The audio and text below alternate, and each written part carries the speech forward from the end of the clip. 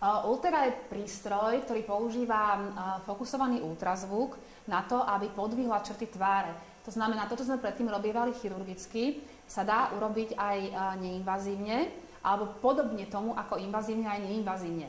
Vyhľadávajú tento zákrok skôr mladšie vekové kategórie, ktoré ešte nechcú si ľahnúť pod skalpel, a vlastne zákrok sa môže vykonať v oblasti podbradku, líc, očí, čela, očných viečok. Pani doktorka Lipková si už predkreslila pacienta, tak ho necháme pracovať. Braňo môže si ľahnúť a pani doktorka začne ošetrovať prístrojom. Ošetrenie nie je úplne bezbolestné. Pacient pri ňom pociťuje také jemné pálenie, ktoré preniká až hlboko do svalu. Výsledok ošetrenia je okamžitý. To znamená, hneď po zákroku si ho môže skontrolovať v zrkadle, ale jeho efekt sa rozvíja ešte ďalšie 3 až 4 mesiace.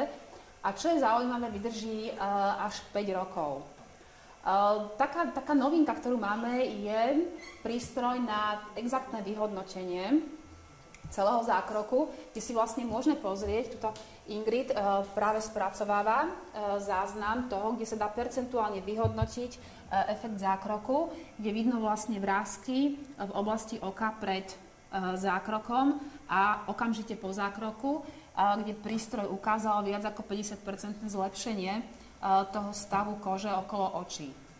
No a tuto pani doktorka už práve začína robiť zákrok, takže som zvedavá, ako bude reagovať Braňo, či to bude veľmi bolestivé alebo nie, pretože naozaj ten práv bolesti je rôzny u pacientov. Niektorí to pociťujú ako jemné štipkanie, pálenie, niektorí hovoria, že je to veľmi ťažko zniesiteľné, takže uvidíme, čo povie náš pacient. Dá sa to vydržať? Dá sa to vydržať. Hej, fajn, výborne. Takže tu pomaličky končíme a uvidíme sa pri vyšetrovaní znamienok.